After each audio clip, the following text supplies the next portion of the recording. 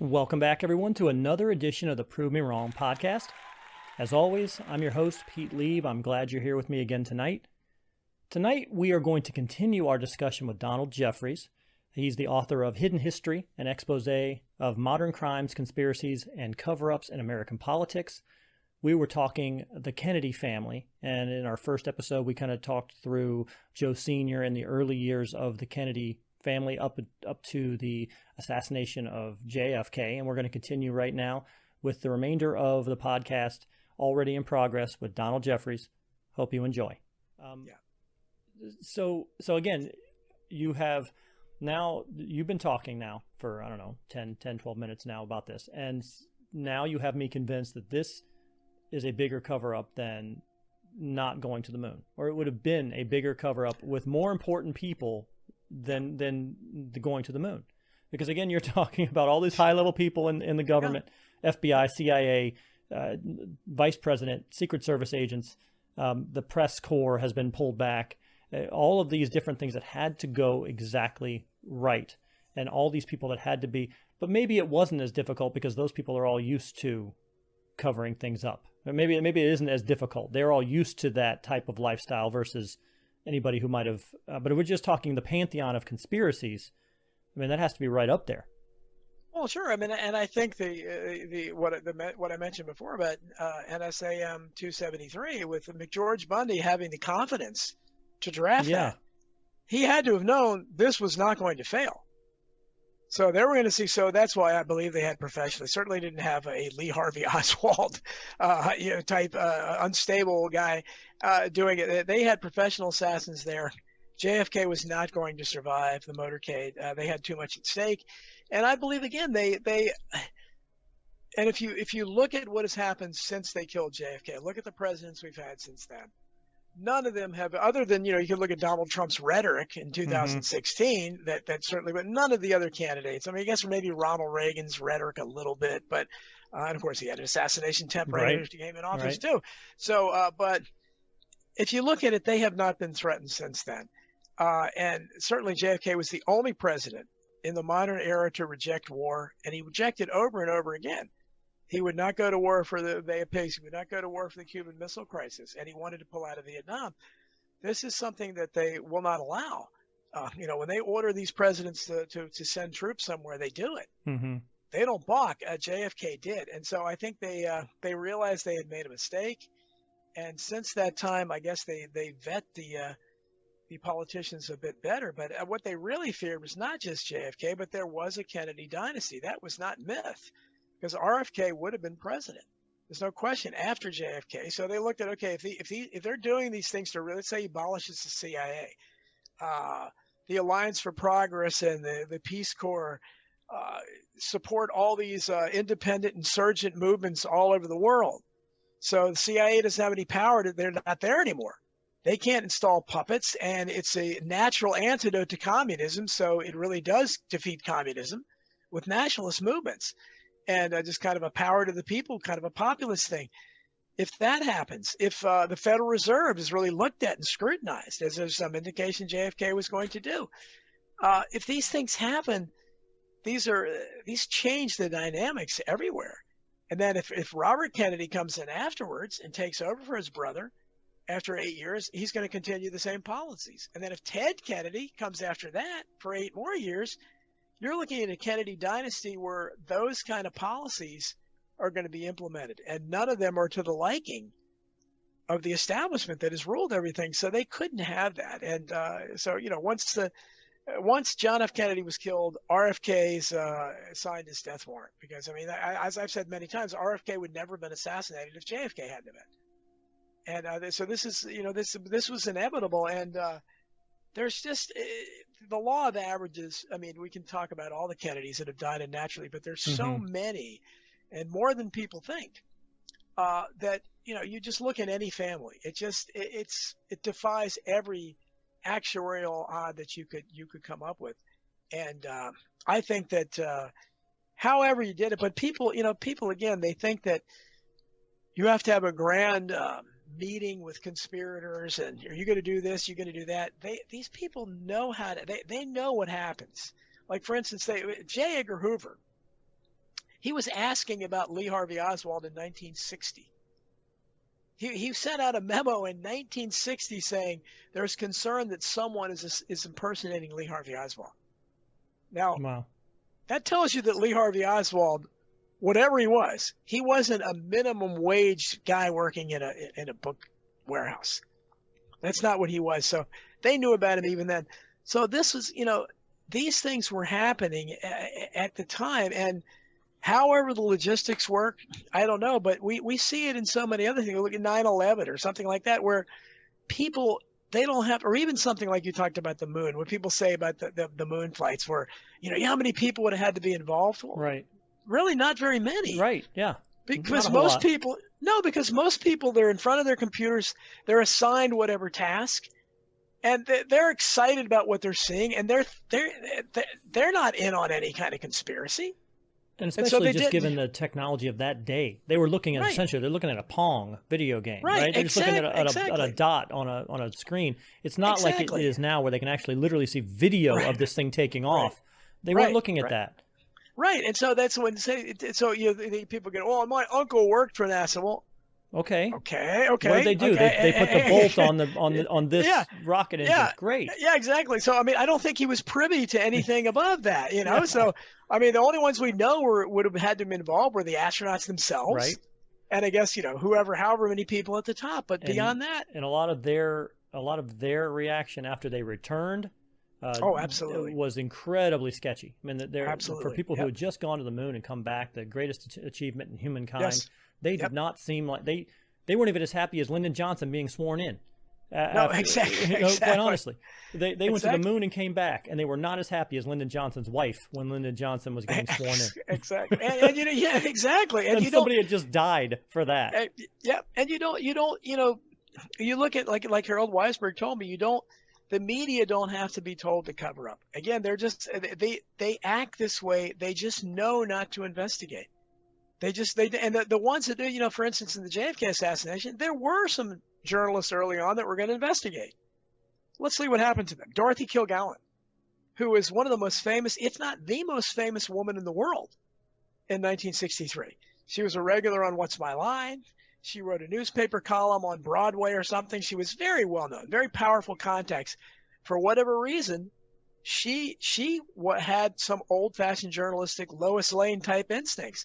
She got a hold of this JFK assassination, and I was shocked. I wrote an article recently for Deep Truth Journal about this. I didn't even know that she had early on, while the Warren Commission was conducting the investigation, she was writing, a column after column, exposing a lot of the stuff that Mark Lane and people like that would be putting in their books because she was planning on writing her own book. Mm-hmm. Now, she ended up dying very mysteriously. There's no question she didn't kill herself. There's lots of reason to believe that. But her notes never reappeared. Her research was never found anywhere. And she supposedly gave them to her best friend, whose name escapes me now at this moment. But that friend was a kind of a grade C actress who had actually dated a young John F. Kennedy back in the day. She died like 2 days after Dorothy Kilgallen. Same age, 40-something, 50-something like that. Again, very mysteriously. So that's one journalist who died. There was another journalist that was who was a local cat. I'm escaping. The name is escaping me now. But he was one of the many mysterious deaths. He was writing a book on the assassination. He was killed by a karate chop to the throat as he exited his shower. That's the official cause of death. How many people die like that? And he just happened to be writing a book about the Kennedy assassination. Notes disappeared as well. So that's why it was left to people like Mark Lane, Sylvia Marr, Harold Weisberg, who were not professional journalists. They're the ones that produced the work, the books that did get published. But so early on, some journalists, and maybe some of the other journalists out there got the message. I don't want to be killed by a karate chop to the throat as I'm getting out of the shower. I don't want what happened to Dorothy Kilgallen to happen to me. So I think they learn. And eventually, by the time, there was a local journalist here in D.C. that there's just a mentality they have. She was the one who interviewed the nurse at the Sandy Hook Elementary School, who had talked about and gave her a personal interview that talked about what a wonderful, beloved kindergarten teacher Adam Lanza's mother was at the school. Now, as would subsequently turn out, she had no connection to school at all. So I emailed her because I kind of know her, and I said, what did you think about that? Did you talk to the nurse again? How could she possibly make a mistake like that? That she was a beloved kindergarten teacher when she had no association with the school? And she put in her response, yeah, I did wonder, but there was no conspiracy. So she saw right through me. And this is the mentality, and it's infuriating. The journalists I've talked to, that's what they don't have to be told. Nobody has to tell them to cover up. They just know. And it's they don't ask the questions, and it's and that's so odd that people who those questions are there. You know that they're in their mind, and you know they swallow them. There's no possible way they can't say, wait a minute, right. This just doesn't make sense what you just told me there. So that's infuriating. It really is infuriating when you are swallowing your natural instinct to just ask the logical question. We're not trying to make you do some leap of faith here. Just the logical question. Why were you wrong about Adam Lanza's mom not being a kindergarten teacher there? You work here. You are the nurse at this school. Right. You gave us every indication that you saw her daily at the school by saying she's a beloved teacher. Right. So, well, that's what they would do if you. But again, I think they know, and that tells me that they know there's something out there that they have to fear, because otherwise, if they believe there was no conspirators lurking somewhere, they would want to make a name for themselves. Hey, look, I exposed this person was lying for some reason, right? I mean, that should be a big story, but. I mean, I can give you tons of other examples like that. There's, for instance, there was, again, I wrote about a lot of these in Hidden History, but there was a guy that's been completely forgotten to history. His name's R. Bud Dwyer. He was a Pennsylvania state treasurer who very luridly shot himself, blew his head off during a live press conference in 1987, I believe. It got some play because of that, only because of that. And the people like the Washington Post, they played up the sensationalist aspect.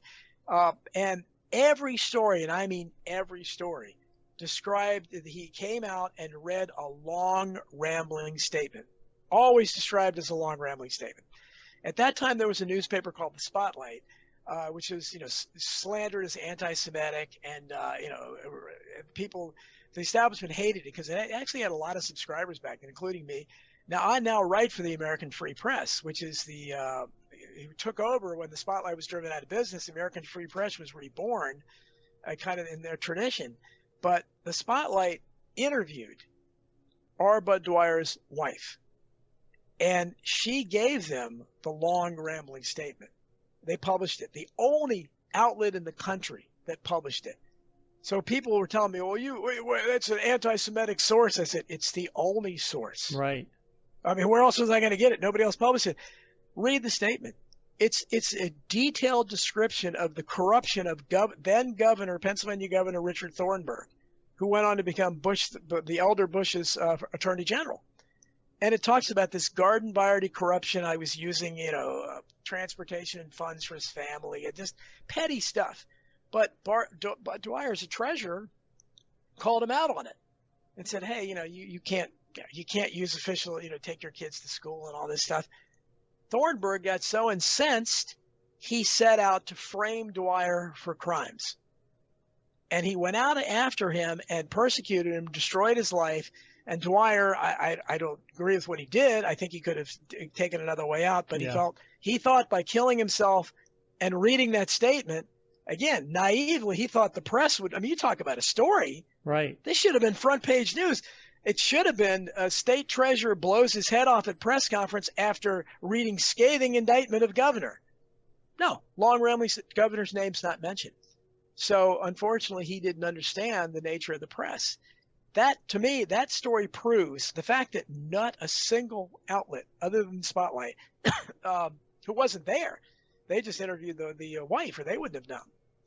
No one mentioned what was in there. So that tells you how, and I don't think, did every news organization, I don't think they knew that he was going to read that. So did they all tell their reporters, hey, don't say what was in that note? But somehow, now maybe some of them did, go back to their editors or whatever and say, hey, we need to run this, and they poo-pooed it. I don't know. But which is especially odd because Thornhill at that time wasn't Bush's attorney general. He was just the governor of Pennsylvania. It doesn't seem that doesn't seem to be such a level that it would be a national cover-up. It doesn't, but it was, and I unless he's bound for bigger things. I don't know. I have no idea. All I know is that that's what happened, and how many people had to tell them to do that? I don't. So I think that in the JFK assassination, you have normalcy bias, and these, especially there's such a hostility between the mainstream media. I mean, they hear people like us talking about the mainstream media and kind of criticizing them all the time. I mean, God, everything I write is, I'm blasting the media because they're horrible, and we don't have a real journalist. There are no investigative journalists in the mainstream media. If there were, we wouldn't be able to talk about this stuff because everybody would already know. There would be what would we even be doing shows about? So I guess in that regard, it gave me something to write about and you something to talk about. Right. But so. Again, when people talk about a big conspiracy, I don't think it's necessary. I think that the people whoever plans these things, they know human nature. And they know that the people out there are not going to. Someone would have talked. Well, if someone tries to talk, we know the people that run these newspapers and television networks, certainly. It's never going to go anywhere. Look what happened a couple of years ago when Sean Hannity, of all people, tried to do some half-assed investigation of the Seth Rich murder. Mm-hmm. He actually, I mean, I was shocked that it was actually a pretty good invest for Fox News or anybody. He almost lost his career.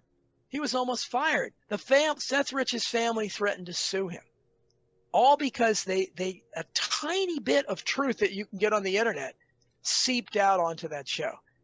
And they put a few toes in the conspiracy world, right? And so that's, I think that I don't know who controls this, but someone obviously does, because otherwise, as one of my favorite tidbits from this world is Joe McCarthy who I try to vindicate. I think he's been treated unfairly by history, but. And who was, by the way, great friend of the Kennedy family. By the way, Joe Kennedy Sr. loved Joe McCarthy, by the way. He dated Kennedy's sisters. He was godfather to RFK's oldest daughter, so far, things like that. So he was a friend of the family. And but he was friends with James Forrestal, who was the first Secretary of Defense. They used to be called Secretary of War under Truman. He fell or was pushed out of a window at Bethesda Naval Hospital. He went in there, and obviously murdered. Right. He claimed, and he was first big critic of Israel. He was not going along with the program, and he was good friends with Joe McCarthy. And McCarthy later said that he told me one time, Kennedy, McCarthy, if this wasn't a big conspiracy, once in a while they'd make a mistake in our favor. And that's the way I look at it. Once in a while, a good person would get through. Yeah. Somebody would enact some good stuff. If it was just random happenstance, the system somehow manages to block that, to stop that. So that, for instance, when Trump was running in 2016, some of his populist things, you just knew they weren't going to be allowed to happen. Even if he did, and they didn't. So I mean, whether it's his ineptitude, he was never sincere to begin with, or the system just stopped him from doing it, it doesn't get done. So that's, I don't know, is that all because somebody's orchestrating it, or is it because they have the right pieces in place too? A lot of times is that if they get the right people in positions of power, they can count on them. Charles Dickens talked about this back in the 1850s in one of his great books. And he all throughout the theme, he kept talking about the people in charge who are experts at how not to get it done. And this is the 1850s, and we still see that. So, I mean, there's so much incompetence that you don't even really need. They don't need to be conspirators. You just put the right incompetent person in there, and that nothing good is going to happen. They're going to mess it up. So I think that's a lot of that is what, is part of this, I believe. And in reality, one karate chop to the throat is probably coincidence. but then one karate chopped at the throat, and then suicide gunshot to the back and to the head, 2 shots. It's probably not starting. Suddenly it's not a coincidence anymore. Maybe you should start taking this seriously.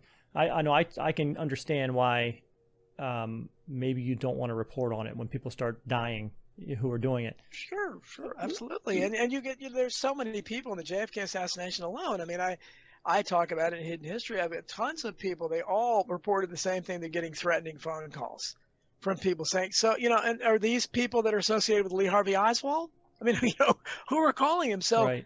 Obviously, I don't know. This is, but this certainly you go through a lot of these events. 9/11, certainly the Clinton body count, Oklahoma City, these kinds of things. Tons of unnatural deaths, and it's the same kind of thing, where people that are in the way, they die. And you see it even through Hillary Clinton's 2016 campaign. She had tons of people. The guy that was going to testify against her that died when he dropped a barbell in a gym on his throat and crushed him to death. Yeah. I mean, and he was just happened to be about to testify against Hillary Clinton. So, Or the guy who drowned with the gunshot wound in his back. Yeah, he drowned in the river, but he had a gunshot wound in his back. But it was a drowning. That's what accidental drowning. Sure, or Gary Webb shoots himself twice in the head. And exactly. There's more. There's more. I mean, can that be done? I don't know. I don't know if you'd had the wherewithal to fire that second shot. Right. But they expect you to, and his family believes it.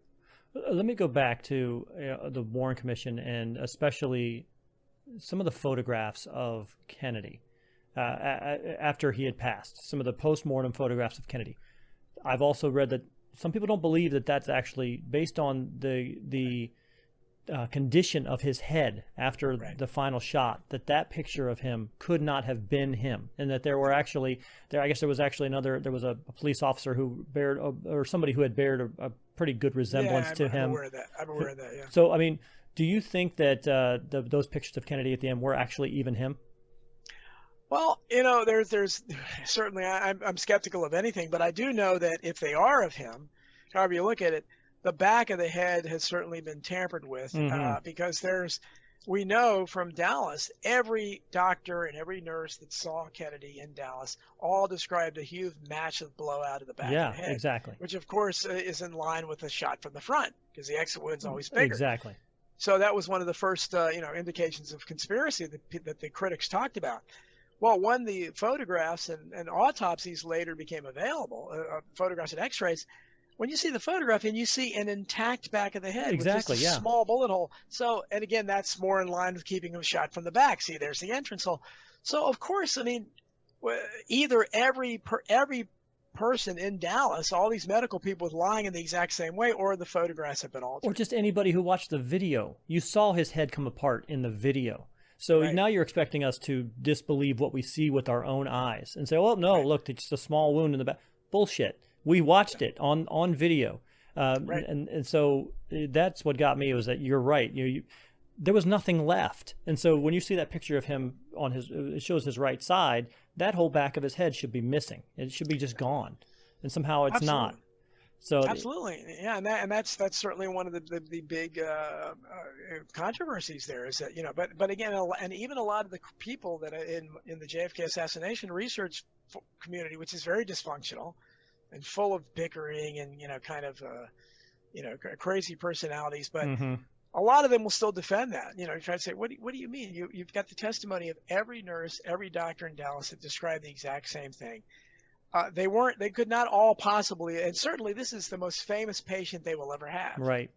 They're going to remember probably more detail about that than anything else, but they're not going to be all mistaken. It's just as the 57 witnesses who said the limousine stopped or slowed down. Exactly. They all were mistaken in the same way like that? Or the people don't realize that the gun that was found, the alleged murder weapon that was attributed to Oswald, the Italian Mannlicher Carcano, found on the 6th floor of the school book depository where he worked, was found by officers Boone and Weitzman. Now, both of them signed sworn affidavits identifying it as a German Mauser. And as Mark Lane said, when he testified before the Warren Commission, he said, "Gentlemen, I'm not an expert in weapons, but I could have known this was not a German Mauser." And he said, "Let me see the weapon." And they brought the weapon out to him. He says, "Because stamped right here on the barrel is made in Italy." So, again, this is impossible for the make. So, as I've said many times, if Lee Harvey Oswald had gone to trial, if it had been an honest courtroom, which it probably wouldn't have been, but if it was an honest courtroom, like Perry Mason type of actual rules of legality, they couldn't have tried Lee Harvey Oswald because the alleged murder weapon couldn't have been introduced into the record, because the legal chain of possession for it are those sworn affidavits that identify it as a completely different weapon. There is no way to introduce the Mannlicher handle in the record because there's no chain of possession for it. So right there, the case is gone. But the JFK assassination is full of those kinds of things. But people, it's the people that argue against it. I don't know what they're seeing. But you studied the JFK assassination for. I first studied it when I was 18, and after a week or so, of looking at the crucial evidence, it's like, God, this is the biggest cover-up of all time. This is impossible. Whoever did it wasn't Lee Harvey Oswald. So for anybody to claim they've looked at the evidence, the record, I mean, you have to be cognitively dissident, or you have to have some kind of an agenda. And I also a lot of the people that don't want to believe, there is people on the left, and I talk in Hidden History about the shocking number of people on the left that hated the Kennedys and still hate the Kennedys. And you would not believe it. I have the quotes from them in the record. People like William Kunstler, who was a very far leftist lawyer who represented the Chicago 8, and was, a very celebrated radical lawyer. He, in People magazine in the 70s, right after the Judith Campbell Exeter revelations came out and the Kennedys were being raked over the coals. And again, just happened to happen at the exact same time the momentum was building for the case to be reopened by Congress. And all this stuff came out at the same time, just by coincidence, of course, to try to make it seem, Kennedy was a horrible person anyhow. He was consorting with the mafia. He was screwing around on his wife all the time. Besides, he was so sick he was going to die of Addison's disease. Somehow he had sex all the time, but he also was on death's doorstep. He looked pretty good, but all these things were kind of coming out at the same time to make it look as if Kennedy was a horrible person. But so at this time, when you're looking at the way the Kennedys are treated, I think you have to take everything with a grain of salt. That's what I tell people in my family, if there's anything that comes on television about the Kennedys now, still, I look at it because I can see right through it, as you mentioned about old Joe Kennedy, whatever. The myths are still there, and they continue. And we can talk a little about Teddy Kennedy as well. There's absolutely. But I mean, certainly RFK, he was the first one to bear. He was ruthless. He's depicted as ruthless. It's almost affixed to his name. Yeah, Bobby Kennedy was ruthless. When in fact he was a zealot. And he was, again, one of the last, before JFK, and certainly before RFK really made it, no American politician had gone to visit the poorest people in America who are in Appalachia. And they're largely white. And that's why maybe nobody went there. But Bobby Kennedy not only made a point to go there and talk about their plight, that this is a disgrace, having this kind of condition in the wealthiest country in the world. The people are living in these circumstances and they can't get out for whatever reason. They can't leave. It's even harder to get out of than the ghetto. But his daughter would later produce a couple great documentaries that have been shown on HBO, I think, about she's gone back to Appalachia. And that's the kind of thing Bobby Kennedy focused on, the poor, like no campaign really ever had. And he didn't focus entirely on race, although certainly it struck a chord with blacks especially, but he really talked about the poor and the plight of the poor, and he made it a campaign, obviously a feature of his campaign, and I believe that's why he was assassinated. So for the timeline then, so Johnson takes over in 1963, Johnson reelected in 1964, yes. And then what happened to him in 1968? I mean, was Bobby Kennedy was going to be running against him? I mean, he feared Bobby Kennedy running against him, but Bobby Kennedy didn't give an indication. But then Eugene McCarthy, who was the darling of the anti-war people, and really I'll talk a little bit about him and another inaccurate reputation there. But Gene McCarthy, all the college liberals, the hippies, the flower children, they gravitated to his campaign. He challenged Johnson, which was a bold act because Johnson was a sitting president.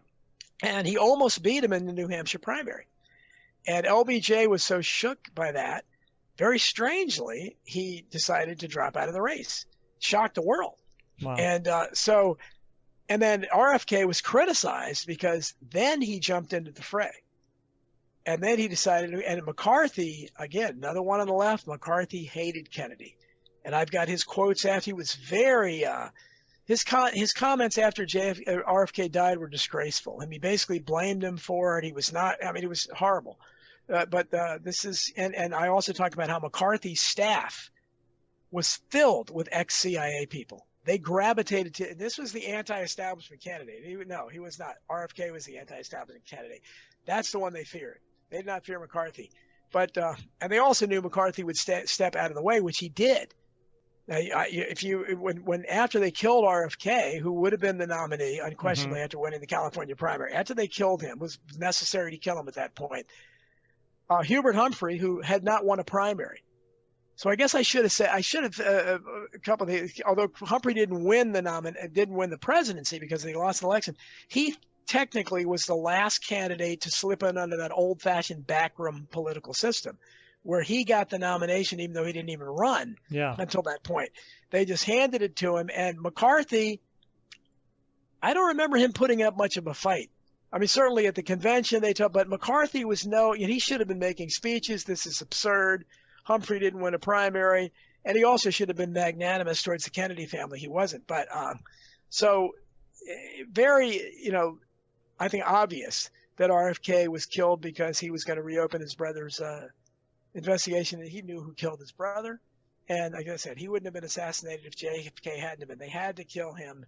And then, that was it. And then Teddy Kennedy, if Teddy Kennedy had run in 1972, in fact, there was a movement that wanted to draft Ted Kennedy at the 68 convention. Wow.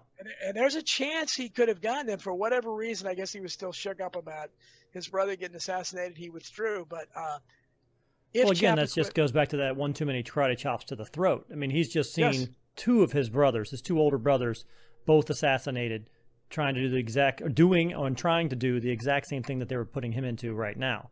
Right. At some point, your own self-preservation has to kick in.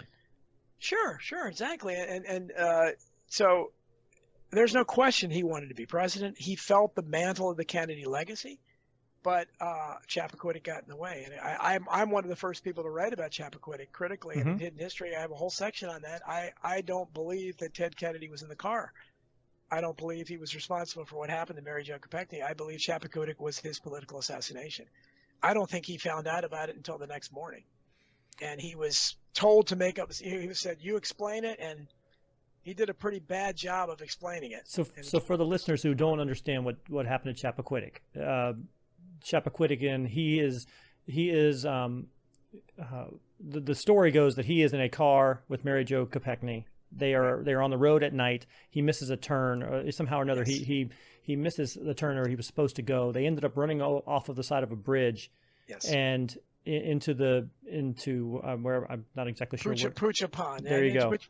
Yeah. He escapes. He survives. She drowns in the car, and he doesn't call the cops at that point. He doesn't call the cops that night. He doesn't call the cops till the cops don't they actually contact him?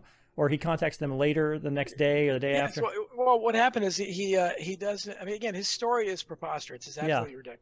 Because he probably was drunk. He was a drinker, and certainly on the surface of it, Kennedy was a womanizer. Ted Kennedy especially was a womanizer. No question about it. But is that criminal behavior? I don't know. Certainly maybe not an admirable quality, but a lot of us are weak, and if we're in that position, who knows what we would if we had attractive women throwing themselves at us all the time. I don't know. We're human, right? Right. So, and he liked to have a good time, and it was a very, very shady gathering because they were gathered together to celebrate the yearly regatta, and the Kennedys always had their yacht and entered in the regatta race at Chappaquiddick.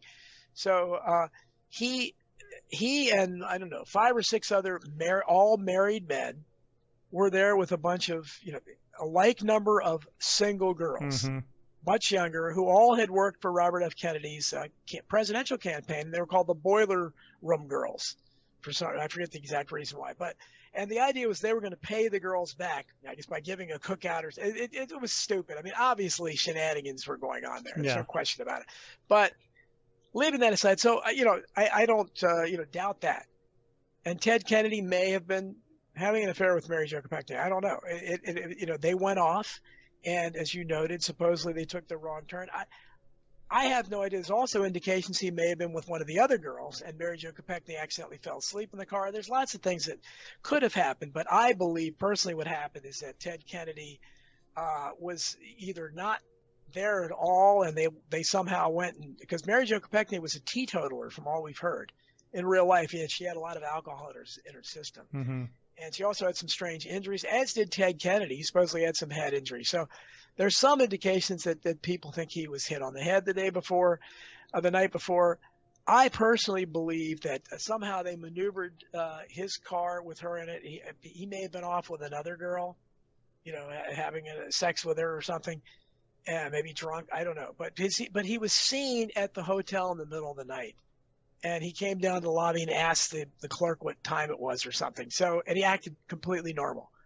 I just don't believe that whatever else you believe about Ted Kennedy, everyone who met him, he's a good time Charlie, loves to womanize and drink. But there's no indication that he had those kind of characteristics where he could have somebody die and can act like that.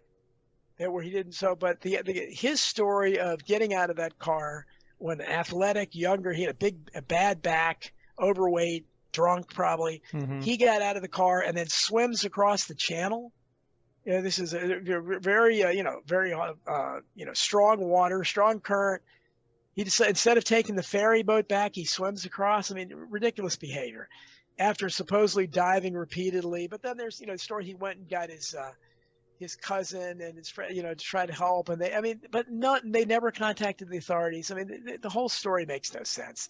And then he goes and sleeps and the next morning appears on a yacht of his friend and acts as if everything's fine. Is joking and laughing with the people there.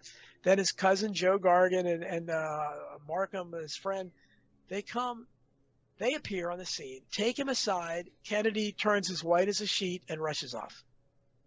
Now, to me, I believe that evidence shows that's where he first found out about it.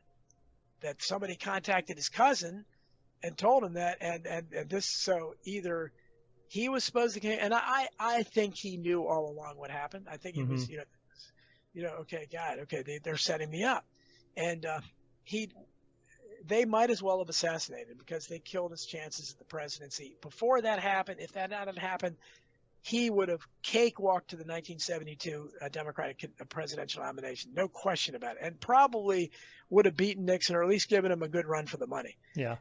But there's no question he would have been the candidate.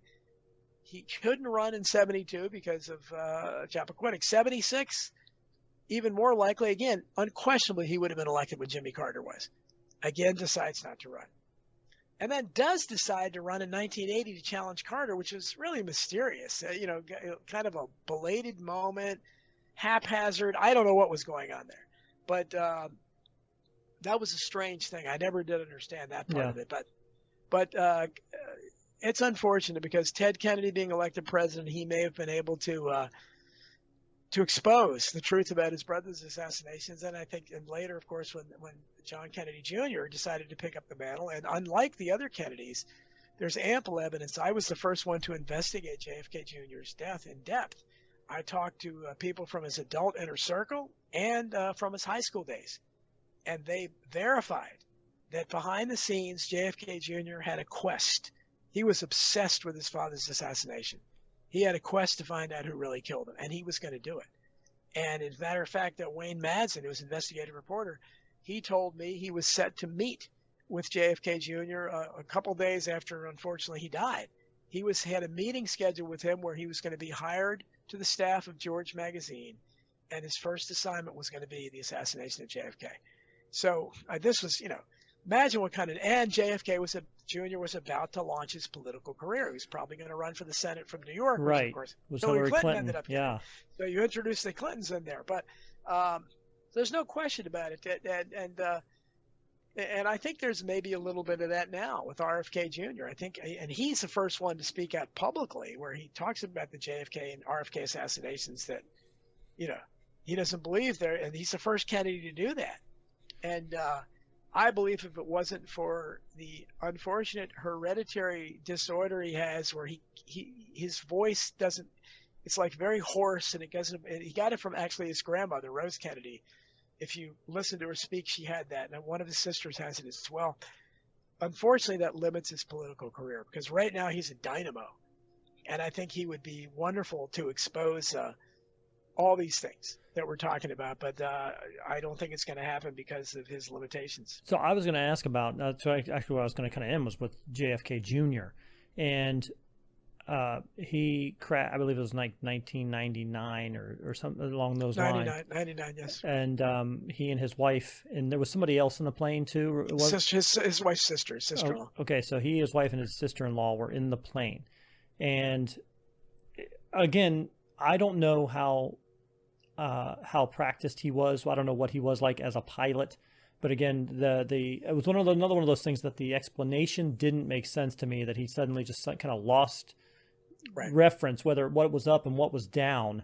And he thought he was pulling up. In reality, he was pulling down and plunged into the ocean. I think that was the original story, if I'm not mistaken. Is that right?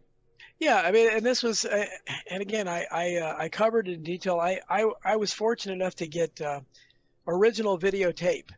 A researcher in Texas, Scott Myers, sent me. He recorded it live, and thank goodness he did, because later they would edit this stuff out.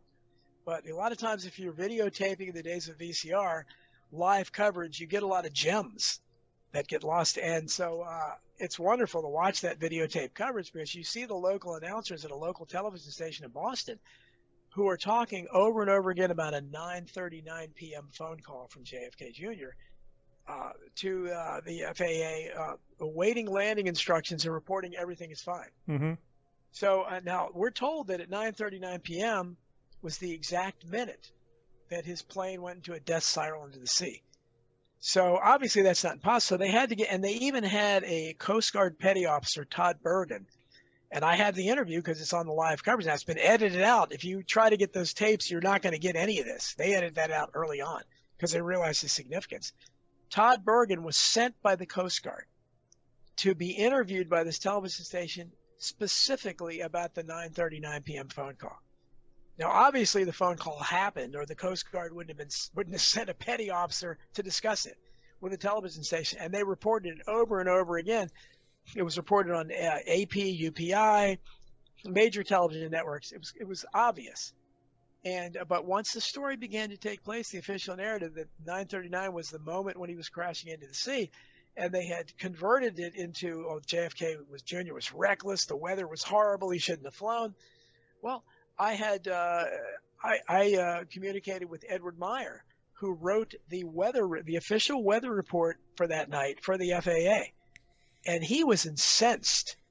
He said the media did nothing but to distort the truth about this. The weather was fine. It was not hazy. Kennedy was not reckless. And he was still, when I emailed him, in 2000 and whatever it was, 2011, 12, whatever it was, he was still mad about it, saying, yeah, this is, he felt just as strongly about it. So they distorted the truth. In reality, the weather wasn't bad that night. In reality, as JFK's one of his flight instructors said, he was very careful. He wasn't reckless. And he was very competent. He could make that flight. And in fact, he had made that flight many times.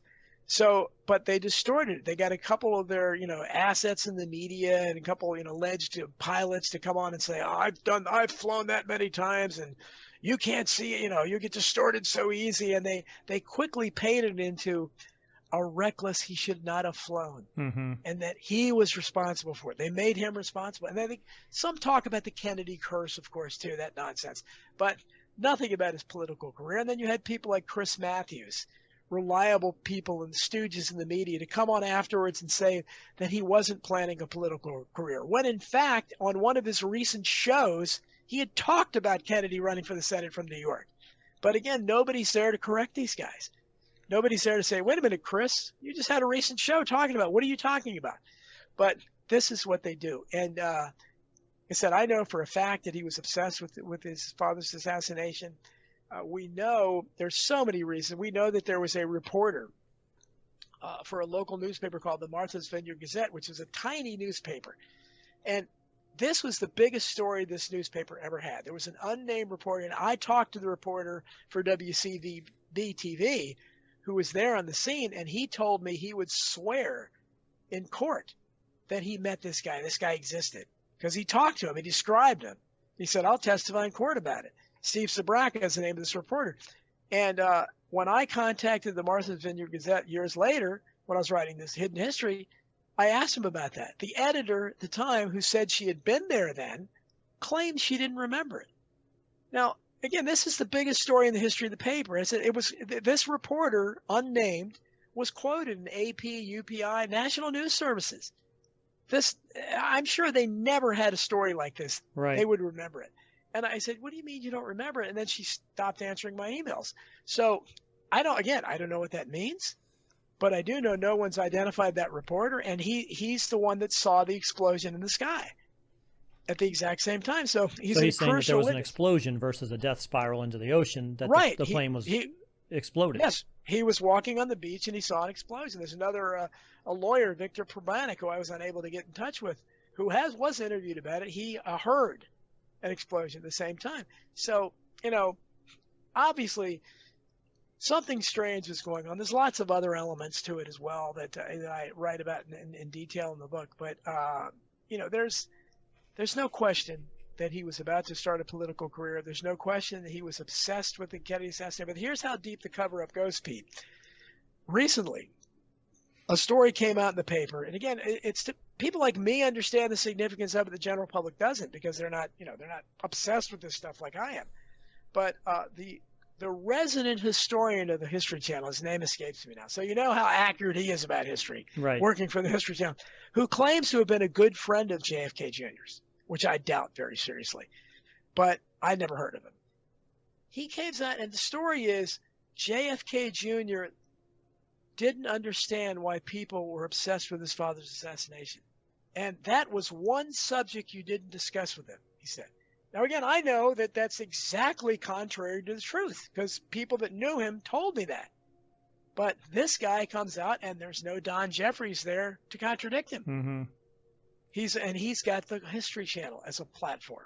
So do you think do you think it is literally fear of the impact of that kind of bombshell at this point? If it were to actually ever come out, if George Magazine had reported that, yes, Lyndon Johnson organized a conspiracy with J. Edgar Hoover and the director of the CIA and the Joint Chiefs of Staff and some Cuban nationals, and they murdered the sitting president, and they essentially did a coup with the sitting president. Do you think that truth coming out, even 35 years later, was still enough of a reason to kill the son? Well, obviously, there was some reason. I mean, yeah. I think that they knew people that knew Kennedy. I mean, there wasn't just me. If I was able to learn this, certainly people in power knew what he was talking about behind closed doors. Right. That, hey, this isn't Caroline. This is JFK Jr. Hey, this is the son. This is Hamlet. Mm-hmm. He wants to avenge his father's death. So, and look at what they were up against. You talk about good looking, the sexiest man alive. Right.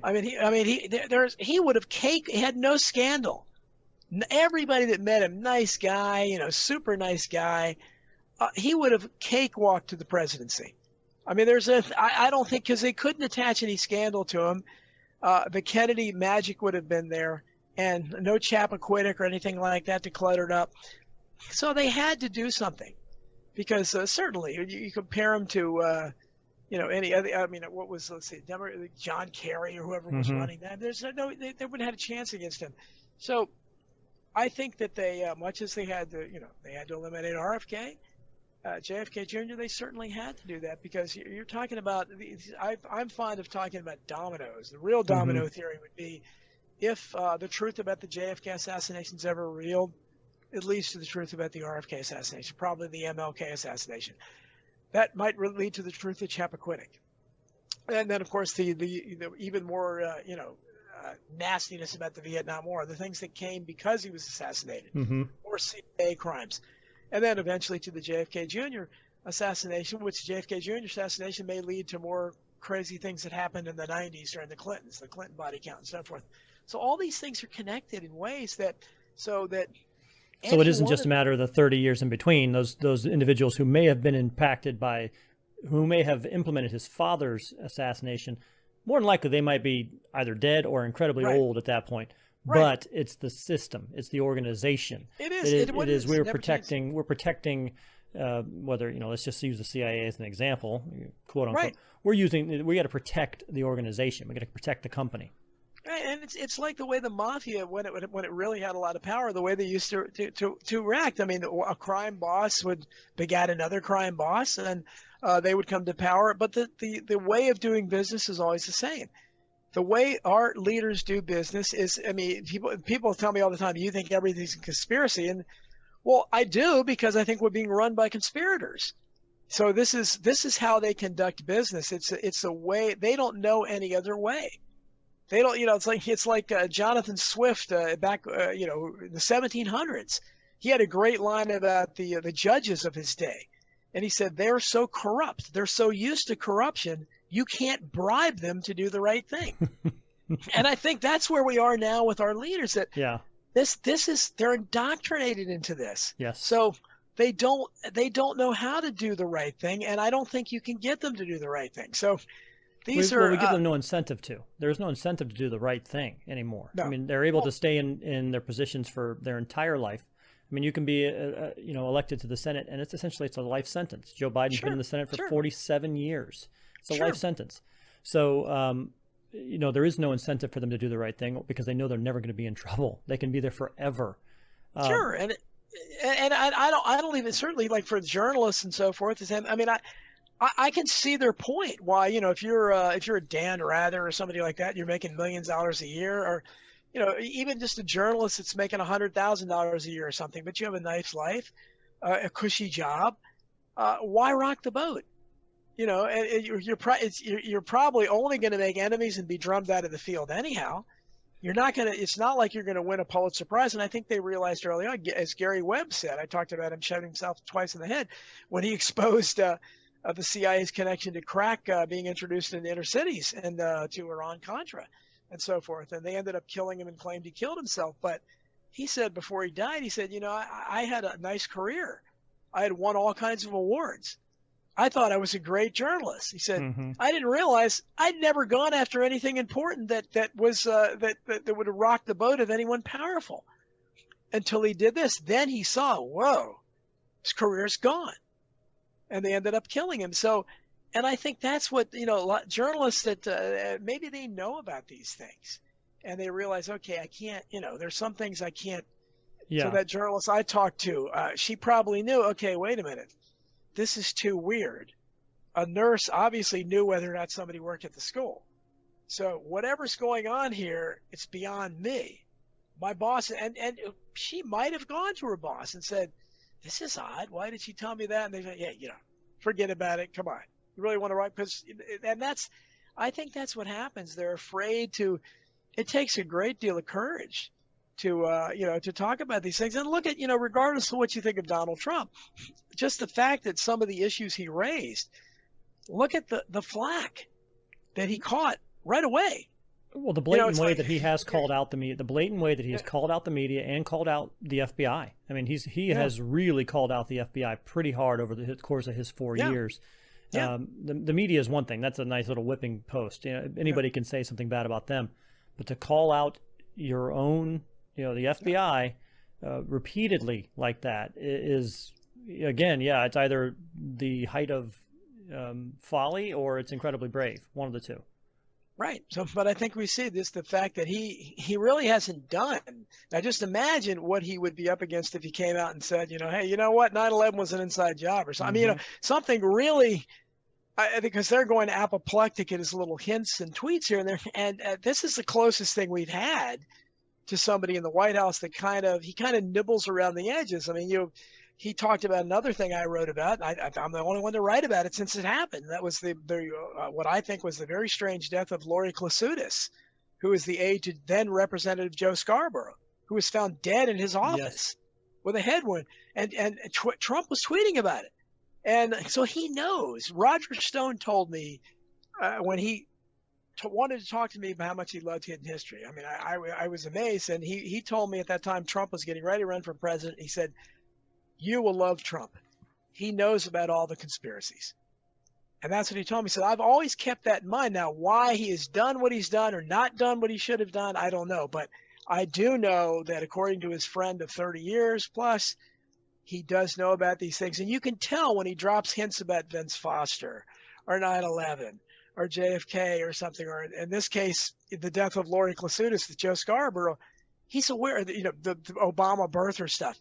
He knows about these things. Mm-hmm. So, but well, because he spent his whole life living in that upper echelon of power. He lived and rubbed elbows with those people forever.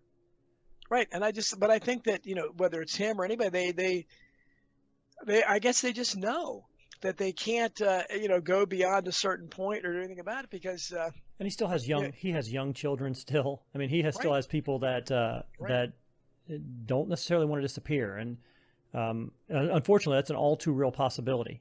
As we've talked about endlessly tonight, it's an all too real possibility that somebody you love or yourself will disappear very easily. Right. And people will just believe that you shot yourself in the head twice. They'll just believe it. Don't come out and say that you found a holistic cure to cancer, because you will end up dead. You will end up suiciding yourself. And do not question Kennedy at all. My last question tonight, and I really appreciate your time with me. We've kind of gone through the whole spectrum here. Ultimately, what do you think in your mind is the legacy of the Kennedy family? Do you think it's one ultimately of success, or is it just dominated by those tragedies that have occurred along the way? Well, it depends on who's assessing it and who's writing about it. I mean, if somebody like me, as kind of an alternative historian, certainly all my writing, especially hidden history, I talk about. I mean, I've been accused of being a Kennedy fanboy. I guess I am, but I just view them differently than I view most political figures and historical figures, because I think they come off pretty well. And I think the fact that so many of them have died mysteriously and unnaturally tells me that they were making some pretty powerful enemies. That they were onto something, right? They were on exactly. They were onto something, and so I think it's a hell of a way to get good press, I guess, to be killed. But that's not the way the court historians view them, and increasingly they are negative about the Kennedys, because the same establishment that was responsible for their deaths, is basically writing the history. The history is written by the victors. Absolutely. And so they won. There's no question about it. So other than Robert F. Kennedy Jr.'s book recently, which I think is a refreshing take and an insider's account, obviously it's his family. He's going to be prejudiced, but it does give you that other side. But I think that they were a remarkable family, and the fact they've had so many tragedies, lends a real, kind of a Greek tragedy element to it that's almost beyond belief. But I don't ascribe to that. I don't believe it's a Kennedy curse or Greek tragedy. I think that there's so many of them, and they are connected to so many important high crimes. I guess certainly the JFK assassination alone, is connected to so many things. But JFK assassination, RFK assassination, Chappaquiddick, JFK Jr. assassination, those four alone are huge incidents that impacted the America's history in ways we can't even understand. So the powers that be have a vested interest in suppressing the truth about that, and also in painting a picture of the Kennedys that is not positive, so that people will be less interested in them, because after all, well, they weren't that, why should I care so much why they died? They weren't that great anyhow. They were corrupt. They were constantly abusing women, or whatever you want to case they were doing, certainly womanizers, and connected all these disreputable people. They didn't really accomplish anything. And that's the popular mantra And I hope in my writing, I've tried to counter that and show that they were substantial, and they did try. They weren't able to accomplish too much because they did get killed, but they attempted to do things. And I think that's what's important, that they were profiles in courage. Well, thank you so much again, Don, for joining me tonight. And it sounds like anybody who's interested, you need to pick up Hidden History, an expose of modern crimes, conspiracies, and cover-ups in American politics. That's basically what the source material we've been talking about tonight, right, Don? Am I correct? Yes, the Kennedy stuff comes from that book, yeah. So, you know, that's obviously one to pick up, as well as the ones that I mentioned previously in our lead up tonight.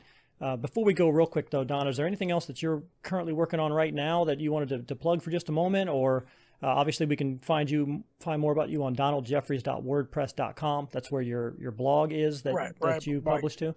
Exactly. Yeah. I'm working on a book about what I call the plandemic. I'm working about the craziness. My two publishers have rejected it. Not sure what I'm going to do with it yet. I'm hoping I can get somebody, or I may self-publish it. I don't know. I have to finish it, and I have my book on showbiz that's been done for a while. I'm still searching for a publisher for that. Beyond that, I'm probably going to write a book about the injustice system next, where I'm going to concentrate on all the unfairly convicted and people that spent all the years, just tales of injustice. That's probably going to be my next project, but I'm always busy writing something. All right. Well, once again, donaldjeffries.wordpress.com, and you can find his books on amazon.com as well. Thanks again for joining me, Don. I really appreciate it, and we'll talk to you again. Appreciate that. Thanks so much, Pete. Thanks for having me. Thanks. Okay, take care. You too. All right. Donald Jeffries, that was a long one. We actually had to split that up into 2 episodes to make sure we got that all in. There was a lot of history there regarding the Kennedy family, and I think as the farther we get away from everything that went on, especially, we're talking the early 20th century here when this began through till 2000, till the current century. So for basically 100 years, this family dominated the American consciousness, the American lifestyle, the American culture. Between Joe, John, Robert, Teddy, John Jr., even the tangentially associated people. Maria Shriver. There are that family goes so deep, between the original branch and then all the cousins and secondary branches of that family, and they're all incredibly powerful. Like he said, that there was a Camelot atmosphere to the family. Unfortunately, there was a ton of tragedy, but maybe that is because they were they were onto something. They were a little too disruptive to the establishment the way it was. And if one thing we've ever learned in life, it's to not rock the boat. Unfortunately, the establishment almost always wins. And I think that was one of the big takeaways, again, from the 2016 election. For one, was just the fact that the establishment was expecting just the continuance of the Barack Obama administration with Hillary Clinton, and then somehow or another Donald Trump was elected. It was just shocking, and we hadn't seen anything like that in a long time. And I think Donald Jeffries had mentioned that a couple times in our discussion over the last couple of days. So I don't know what are your thoughts. I mean, do you even have thoughts? I know, again, the history of the Kennedys, to his point, has been clouded and has been tamped down a bit through as time has gone on. A lot of the dirt, quote unquote, that maybe wasn't reported or was hidden previously has now started to come out. Maybe we've had some selective writing of history. The history is written by the victors, and obviously whomever was orchestrating the elimination of these individuals, whether actually physically killing them or just killing their political career, they won. So they had the ability to write the history as they saw fit. And it hasn't been kind, for the most part, to the Kennedys. But they are right at the edge now, I think, of really losing relevance in our society. I don't think that most younger people have any indication at all of who they were or what they were. I'm old enough. I'm just at an age where I still was around for most of them. but a lot of the kids nowadays don't. So some things like this I think are fun to talk about, because it does bring some of those things, that those people that were incredibly relevant for their time, made a huge impact in the world. We are still talking about John Kennedy. His speech, his inaugural speech, is still being played. People are still quoting it now. May not even know who they're quoting. These kids may not even know who they're quoting, but they're quoting John Kennedy. So just very interesting stuff. What do you think?